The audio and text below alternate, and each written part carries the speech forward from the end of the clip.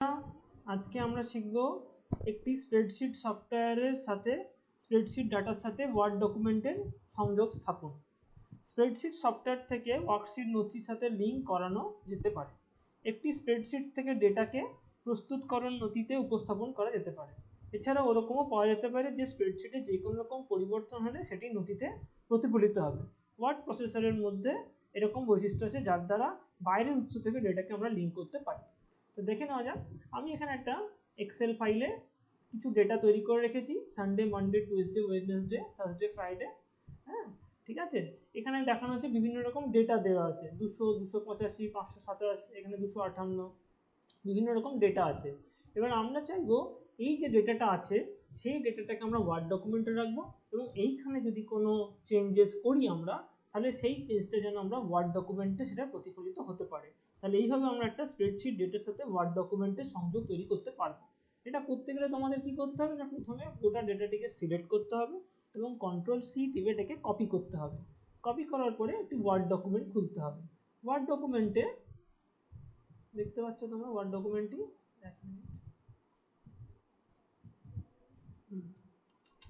এটাকে পেস্ট করে দিলাম। পেস্ট করে দেখো এখানে একটি অপশন আছে পেস্ট অপশন বলে, এখানে ক্লিক করব। ক্লিক করলে এখানে দেখো লেখা আছে link and keep source formatting, এটা আমি এখানে ক্লিক করে দিলাম। ঠিক আছে, এবার নেক্সট এখানে দেখো আছে মাইক্রোসফট ওয়ার্ডের ভেতরে রিভিউ ট্যাব নিয়ে। রিভিউ ট্যাবের অন্তর্গত আমরা ট্র্যাক চেঞ্জ নিয়ে আজকে কথা বলবো। তো ট্র্যাক চেঞ্জ নিয়ে কথা বলতে গেলে প্রথমে আমাদের একটা নথি দরকার। তো নথিটা আমরা কীভাবে তৈরি করে নেবো অটোমেটিকলি, না এখানে আমরা লিখবো is equal to rand rand bracket দেবো 5x5, ঠিক আছে। এই এন্টার করব, এন্টার করলে আমাদের ডকুমেন্ট সামনে চলে আসবে। তো আমরা আজকে করব ট্র্যাক চেঞ্জেস। ট্র্যাক চেঞ্জেস এই নথিটা নিয়ে কথা বলবো। এবার এটা করতে গেলে প্রথমে আমরা ট্র্যাক চেঞ্জটাকে অ্যাক্টিভেট করে দেবো। ট্র্যাক চেঞ্জেস এটাকে আমি মিডলে নিয়ে এলাম, এটাকে আমি একটু সাইজে বড় করে দিচ্ছি, ঠিক আছে। ধরো এটাকে আমি ডিলিট করব, এটা হয়ে গেল, এটা সিলেক্টেড হয়ে গেল। এটা আমি ডিলিট, আমার চেঞ্জেস যেগুলো করব সেই চেঞ্জেসগুলো আমি এখানে দেখতে পাবো আমি কি কি চেঞ্জ করতে চলেছি। তারপরে ধরো এটাকে আমি এটার ফন্ট চেঞ্জ করে দেবো, বোল্ড করলাম, ঠিক আছে। তারপরে ধরো এটাকে একটু সাইজে বড় করে দিচ্ছি,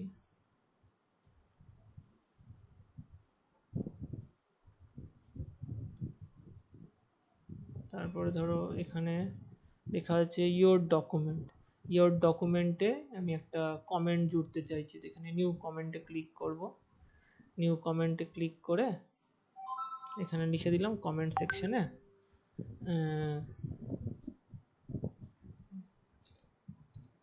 ডকুমেন্ট রিলেটেড টু স্কুল। এবার দেখো এখানে আমি পাশে পাশে যা যা চেঞ্জেস করেছি সেগুলো সব দেখতে পাচ্ছি। যদি আমি দেখতে চাই যে আমি কী কী চেঞ্জেসগুলো করেছি এবং সেটা অন্য কীভাবে করছি, তো এখানে দেখো আমি ক্লিক করছি রিভিউয়ের ভেতরে, এখানে শো মার্কআপ আছে। শো মার্কআপের ভেতরে বেলুনস আছে, তো বেলুনসটাকে আমি শো রিভিশনস ইন বেলুন, আমি বেলুনে দেখতে চাইছি, বেলুন আকারে। তাহলে এখানে বেলুনের আকারে দেখিয়ে দিয়েছে, যেটাকে আমি মিডলে ফরম্যাট করেছিলাম, সেন্টার করেছিলাম, এটা আমি ডিলিট করেছি, এই পোর্শনটাকে আমি ফরম্যাট করেছি, ফরম্যাট সাইজ বাড়িয়েছি, এখানে দেখো কমেন্ট করেছি। তো এইগুলো সবকটাই যা যা আমি চেঞ্জেসগুলো করছি সেগুলো সব আমি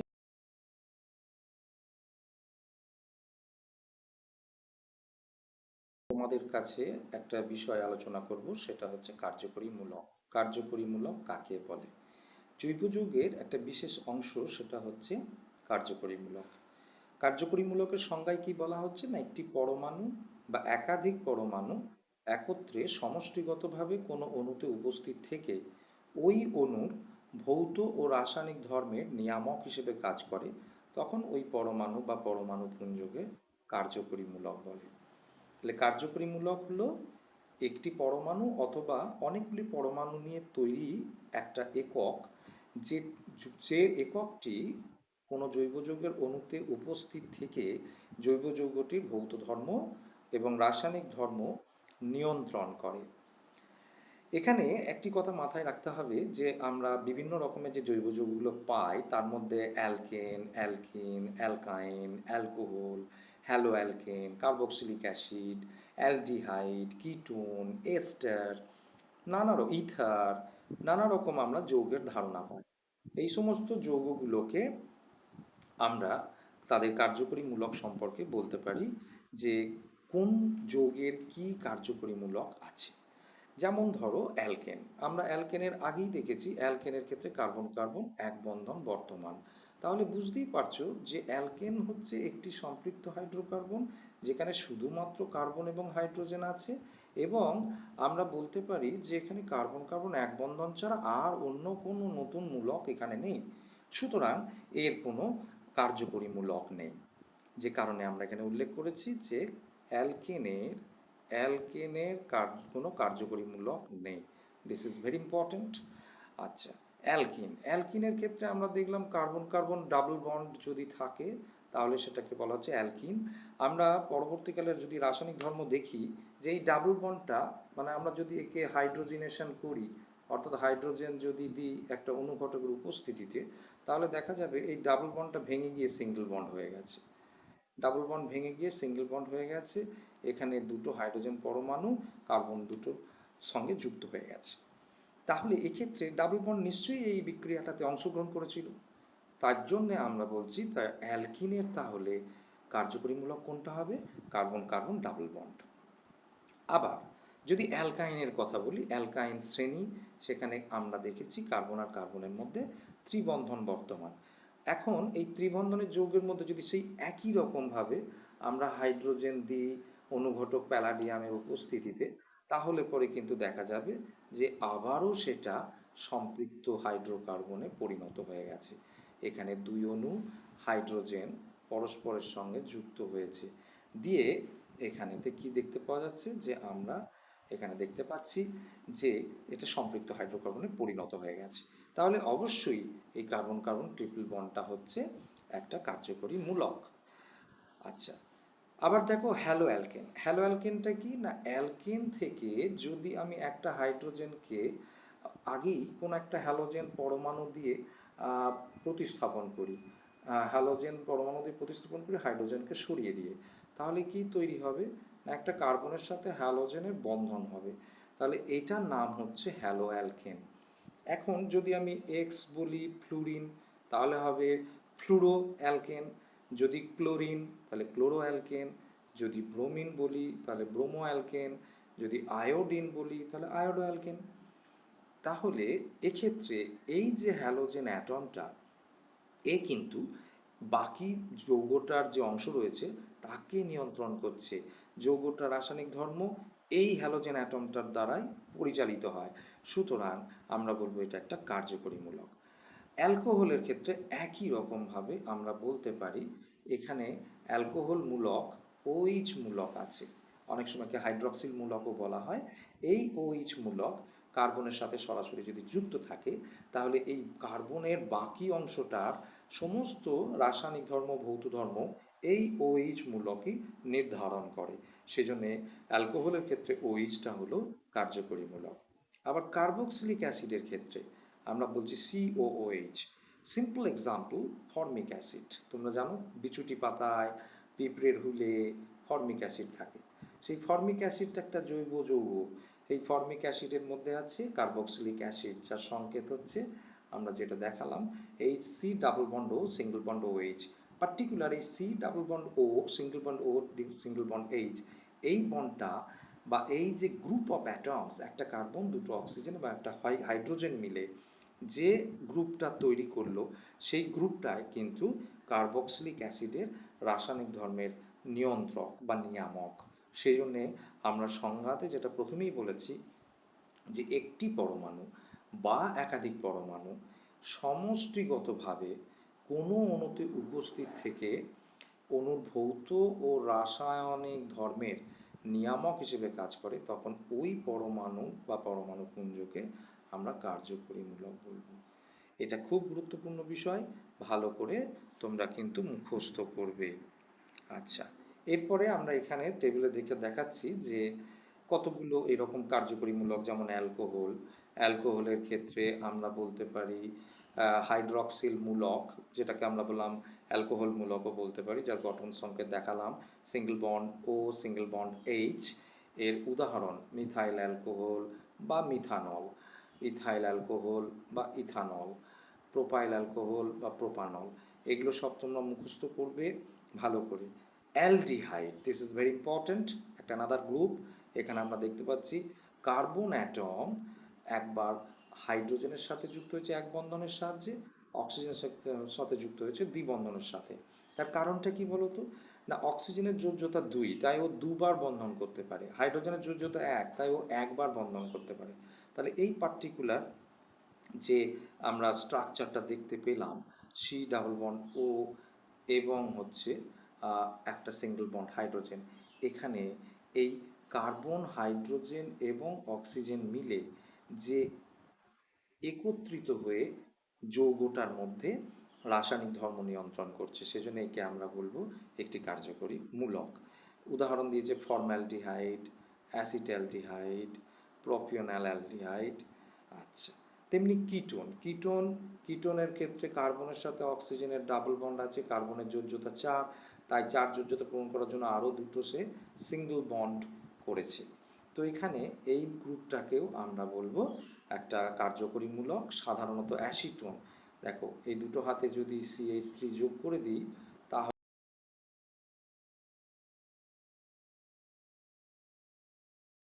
Shersal Raj High School has taken an initiative step to continue learning process. Taking part in it, I have already shared with you my ideas about indefinite tense, that is simple present tense, simple past tense and simple future tense in my previous class. In this class, I tried to give you clear idea about continuous tense.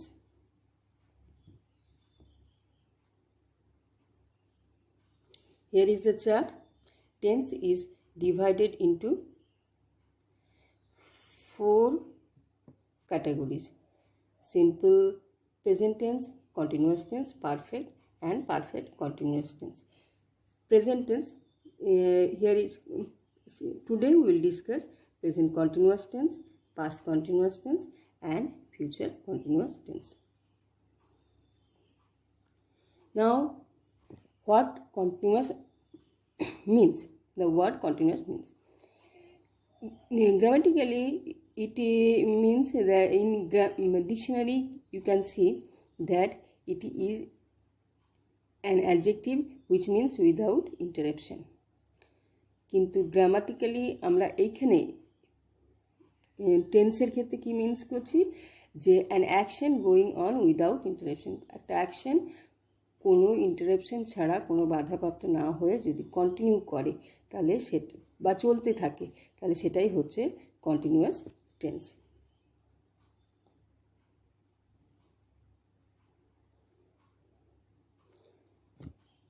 এখানে আমরা দেখব present continuous tense কখন কখন হয়। আমরা দেখব first situation, কোথায় কোথায় আমরা কন্টিনিউয়াস টেন্সটাকে অ্যাপ্লাই করতে পারি। We can apply this tense for an action going on at the time of speaking. কোনো কথা যখন বলা হচ্ছে সেই সময় যদি কোনো কাজ হচ্ছে, চলতে থাকে, তাহলে সেটা প্রেজেন্ট টেন্সে কন্টিনিউয়াস টেন্স ব্যবহার করা হয়। উদাহরণ দেখো, ইট ইজ রেনিং, বৃষ্টি পড়ছে, যখন আমি বলছি তখন বৃষ্টি পড়ছে। বা শি ইজ সিঙ্গিং, সে গান করছে, যখন আমি কথাটা বলছি, when I am speaking she is singing. Second দেখো, for a temporary action which may not be actually happening at the time of speaking. একটা অ্যাকশন যেটা চলছে কিন্তু হতে পারে সে যেই সময় আমি কথাটা বলছি তখন না, চলছে না। যেমন দেখো, কোনো বই আমরা যদি পড়ি একটা বেশ বড় ভলিউমের বই যখন আমরা পড়ি, আমরা একদিনে শেষ করতে পারি না, কয়েকদিন ধরে পড়ি। তাহলে আমি যদি এখন বলি I am A reading Feluda সমগ্র, আমি এখন ফেলুদা সমগ্র পড়ছি, মানে কি কাজটা চলছে কিন্তু এখন এই মুহূর্তে চলছে না, কিন্তু এটা আমি পড়ছি, আই এম রিডিং। হয়তো আমার এটা 1 সপ্তাহ বা আরেকটু বেশি সময় লাগতে পারে। সেক্ষেত্রে আমি বললাম আই অ্যাম রিডিং ফেলুদা সমগ্র, কন্টিনিউয়াস টেন্সটা ব্যবহার করা যেতে পারে। 3 নম্বর দেখো, for an action that has already been arrange to take place in the near future, ভবিষ্যতে কাজটা হবে কিন্তু the plan has already been made, প্ল্যানটা করা হয়ে গেছে, বা arrange already has been taken, arrangement. So we can use, in this case we can use present continuous tense. I am going to the cinema tonight, আমি আজকে cinema দেখতে যাব, আমার প্ল্যান করা হয়ে গেছে, কিন্তু কখন যাব? টু নাইট, ফিউচারে যাব, এখনও যাইনি। তো সেক্ষেত্রে কিন্তু আমি লিখলাম I am going. What are you having for dinner, ডিনারের জন্য আজকে কী আছে, আমরা কী পাবো? সেই ক্ষেত্রেও দেখো plan already has been made, তো আমরা এরকম টেন্সটা ব্যবহার করতে পারি। পরেরটা, to express obstinate habit, something which persist in spite of advice or warning, কোনো একটা অভ্যাস যেটা উপদেশ দিল বা ওয়ার্নিং দিল, যেটা যায়নি, যে অভ্যেসটা রয়েই গেছে, সেই ক্ষেত্রে আমরা এই টেন্সটা ব্যবহার করতে পারি। যেমন উদাহরণ দেখো, why are you always making this silly mistakes, মিস্টেক্সগুলো বারবার করছে, মানে আগে বারণ করা হয়েছে বা ওয়ার্নিং দেওয়া হয়েছে কিন্তু রেকটিফাই হয়নি।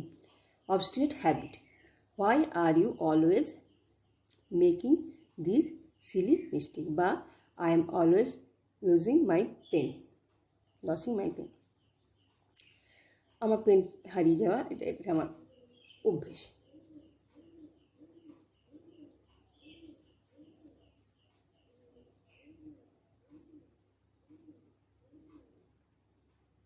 পাঁচ নম্বর দেখো, টু এক্সপ্রেস গ্র্যাজুয়াল চেঞ্জ, কোনো ঘটনা আস্তে আস্তে ঘটছে, সেটা এক্সপ্রেস করার জন্য আমরা এই টেন্সটা ব্যবহার করে থাকি। The earth is getting warmer, আমরা সবাই জানি যে পৃথিবী গরম হচ্ছে আস্তে আস্তে, তো সেক্ষেত্রে আমরা ইজ গেটিং এই টেন্সটা ব্যবহার করলাম। The boy is growing everyday, ছেলে আস্তে আস্তে বড় হচ্ছে, গ্র্যাজুয়াল চেঞ্জ হচ্ছে, সেক্ষেত্রে আমি এই টেন্সটা ব্যবহার করছি, ইজ গ্রোয়িং কথাটা ব্যবহার করলাম। টু এক্সপ্রেস রিপিটেড অ্যাকশন, কোনো কাজ বারবার ঘটছে, বর্তমানে প্রেজেন্ট টেন্সে রিপিটেডলি।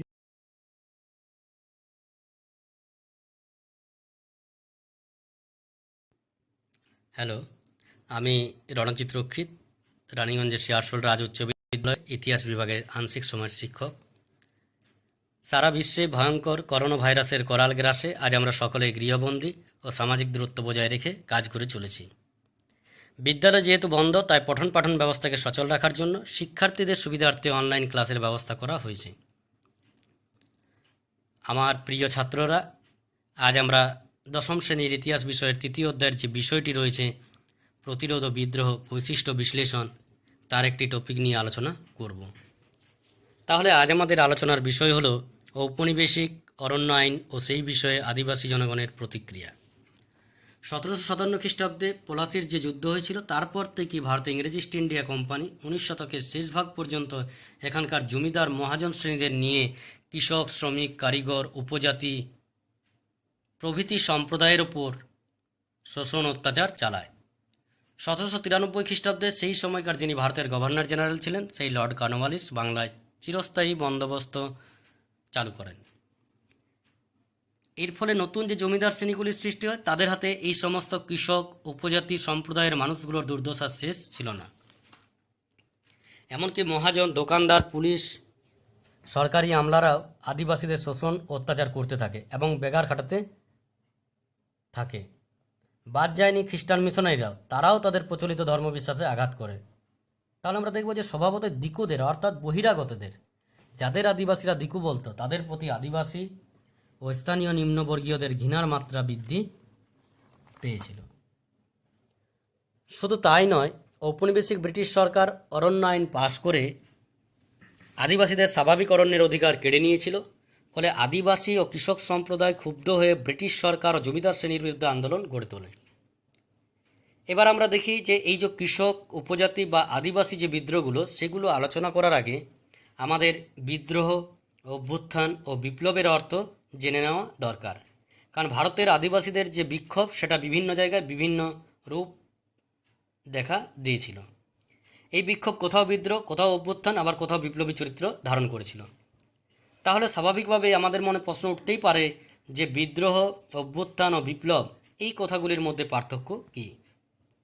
প্রকৃতপক্ষে এই তিনটি শব্দের সাধারণ অর্থ হলো সংঘবদ্ধভাবে বা একসাথে সকলে মিলে বিক্ষোভ প্রকাশ করা। তবে এই সমস্ত শব্দ অনেক সময় আমাদের মনে ভিন্ন ভিন্ন ধারণার সৃষ্টি করে। যেমন বিদ্রোহ। বিদ্রোহ বা ইংরেজিতে রিবেলিয়ন বলতে আমরা যা বুঝি তা হলো সংগঠিতভাবে বা একসাথে বিক্ষোভ জানানোর প্রক্রিয়া বা প্রচলিত কোনো ব্যবস্থার বিরুদ্ধে প্রতিবাদ জানানো বা বিরোধিতা করা। এই প্রতিবাদ একাই বা সমষ্টিগত বা সকলকে নিয়ে, সশস্ত্র বা শান্তিপূর্ণ দুই হতে পারে। যেমন ঔপনিবেশিক শাসনকালে ভারতে সংগঠিত 1859 খ্রিস্টাব্দের নীল বিদ্রোহ, 1870 খ্রিস্টাব্দের পাবনা বিদ্রোহ প্রভৃতি হল বিদ্রোহের উল্লেখযোগ্য উদাহরণ। আবার অভ্যুত্থান। অভ্যুত্থান বা আপরাইজিং হলো এমন বিক্ষোভ যার পিছনে বিপুল জনসমর্থন থাকে, অর্থাৎ প্রচুর মানুষের সমর্থন থাকে, বা রাষ্ট্রের কোনো প্রচলিত ব্যবস্থার বিরুদ্ধে একাংশের সশস্ত্র সংগ্রাম। যেমন 1857 খ্রিস্টাব্দে ভারতে ব্রিটিশ সেনাবাহিনীর একাংশের উদ্যোগে ব্রিটিশদের বিরুদ্ধে সিপাহী বিদ্রোহ, বা 1946 খ্রিস্টাব্দে ভারতে ব্রিটিশ নৌবাহিনীর সেনাদের নেতৃত্বে নৌবিদ্রোহকে চিহ্নিত করা যেতে পারে অভ্যুত্থান হিসেবে। আর বিপ্লব। বিপ্লব বা রিভলিউশন কথাটির অর্থ হলো রাষ্ট্রযন্ত্রের আমূল পরিবর্তন ও তার মধ্য দিয়ে জাতির আশা আকাঙ্ক্ষা পূরণ করা, বা যে প্রচলিত ব্যবস্থা রয়েছে তার দ্রুত, ব্যাপক ও আমূল পরিবর্তন। যেমন 1688 খ্রিস্টাব্দে ইংল্যান্ডের গৌরবময় বিপ্লব, 18 শতকে ইউরোপে শিল্প বিপ্লব, বা 1789 খ্রিস্টাব্দের ফরাসি বিপ্লব প্রভৃতি। এই বিপ্লব শান্তিপূর্ণভাবে বিনা রক্তপাতে আবার রক্তাক্ত সংগ্রামের মধ্য দিয়েও হতে পারে। ভারতীয় উপমহাদেশের বিস্তীর্ণ যে অংশ সেটা ছিল পুরো অরণ্যভূমি, আর এই বিশাল ভূখণ্ডের বিস্তীর্ণ অংশে বহু প্রাচীন কাল থেকে ভারতের জনজাতি জল, জঙ্গল ও পাহাড় নিয়ে বসবাস করে আসছে। তারা অরণ্যের নানা রকম সম্পদ সংগ্রহ, পাথর অনুর্বর পতিত যে জমিগুলো সেগুলোকে আবাদযোগ্য বা চাষযোগ্য করে চাষবাস করে প্রভৃতির দ্বারা তারা জীবিকা নির্বাহ করত। এক কথায় যদি আমরা বলি, ভারতের এই আদিবাসী সম্প্রদায় জঙ্গলের সমাজ, সংস্কৃতি, অর্থনীতির সঙ্গে ওতপ্রোতভাবে জড়িয়েছিল। অর্থাৎ জঙ্গলের অধিকার ছিল তাদের জন্মগত অধিকার। আদিবাসীরা ছিল প্রাকৃতিক পরিবেশে মুক্ত এবং তাদের জীবনযাপন ছিল সরল, সাদাসিধে। আধুনিক সভ্যতার কোনো জটিলতা তাদের সমাজে কিন্তু প্রবেশ করতে পারেনি। তারা সবসময় ছিল আনন্দময়। নাচে, গানে, উৎসবে তারা তাদের নিজেদের অবসর জীবন উপভোগ করত। কিন্তু 1857 খ্রিস্টাব্দের সিপাহী বিদ্রোহ বা মহাবিদ্রোহ ভারতে ব্রিটিশ শাসনের ভিতকে কাঁপিয়ে দিয়েছিল। ফলে ব্রিটিশ পার্লামেন্ট 1858 খ্রিস্টাব্দের ভারত শাসন আইন দ্বারা ভারতে ইংরেজ ইস্ট ইন্ডিয়া কোম্পানির শাসনের অবসান ঘটিয়েছিল এবং ব্রিটিশ সরকার অর্থাৎ ইংল্যান্ডের মহারানী ভিক্টোরিয়া সরাসরি এদেশের শাসনভার নিজের হাতে তুলে নেয়। ফলে এদেশে তারা নিজেদের কর্তৃত্ব ফলাতে নানা রকম রাজনৈতিক কৌশল নিতে শুরু করে। যেমন দেখব ঔপনিবেশিক অরণ্য আইন। ঔপনিবেশিক ব্রিটিশ সরকার কী করেছিল না, 1855 খ্রিস্টাব্দে অরণ্য সনদের দ্বারা ভারতের যে অরণ্য তার উপর নিজেদের নিয়ন্ত্রণ বৃদ্ধি করেছিল। 1864 খ্রিস্টাব্দে আবার বন বিভাগ গঠন করে এবং ডায়াট্রিক ব্রান্ডিস নামে জনৈক জার্মানকে বন বিভাগের ইন্সপেক্টর জেনারেল হিসেবে নিয়োগ করে। ভারতের প্রথম ইন্সপেক্টর জেনারেল ছিলেন এই ডায়াট্রিক ব্রান্ডিস,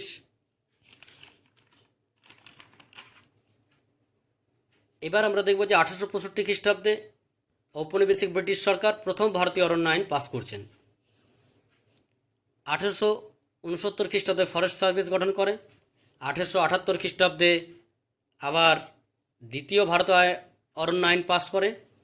1878 খ্রিস্টাব্দের এই যে অরণ্য আইন, এই অরণ্য আইনে অরণ্যকে ভাগ করা হয় 3টে স্তরে: সংরক্ষিত, সুরক্ষিত এবং অশ্রেণীবিভক্ত বনভূমি। বলা বাহুল্য এই আইনগুলি ঔপনিবেশিক শক্তির পরাধীন দেশের প্রাকৃতিক সম্পদ দখলের মাধ্যম হয়ে উঠেছিল। এই কারণে এই আইনগুলিকে ঔপনিবেশিক অরণ্য আইন বলা হয়।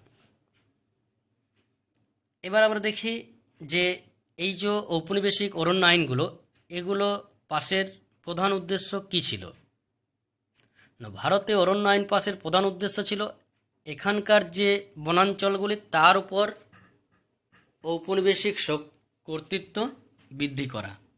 তাছাড়া আমরা দেখব যে অরণ্য থেকে অরণ্যবাসী জাতিগোষ্ঠীগুলিকে সুকৌশলে আলাদা করা বা বিচ্ছিন্ন করা, এদেশে নতুন নতুন শহর প্রতিষ্ঠা করা, রেলগাড়ি, রেলপথ, জাহাজ প্রভৃতি তৈরির প্রয়োজনে অরণ্যের যে কাঠ বা কাষ্ঠ সম্পদ সেটাকে হস্তগত করার উদ্যোগ নিয়েছিল। অরণ্যের অন্যান্য প্রাকৃতিক সম্পদও দখল করা হয়। ভারতবর্ষে 1865, 1878 ও 1927 খ্রিস্টাব্দে মোট 3বার অরণ্য আইন পাস হয়। এবার আমরা দেখব যে ঔপনিবেশিক অরণ্য আইনের বিরুদ্ধে আদিবাসীদের প্রতিক্রিয়া, মানে কী ধরনের প্রতিক্রিয়া তাদের ছিল। ঔপনিবেশিক অরণ্য আইন প্রবর্তিত হলে অরণ্যের আদিবাসীরা অরণ্য সংলগ্ন অধিবাসীরা অরণ্যের উপর অধিকার হারালে তাদের জীবিকা ও গ্রাসাচ্ছাদনে অসুবিধার সৃষ্টি হয়।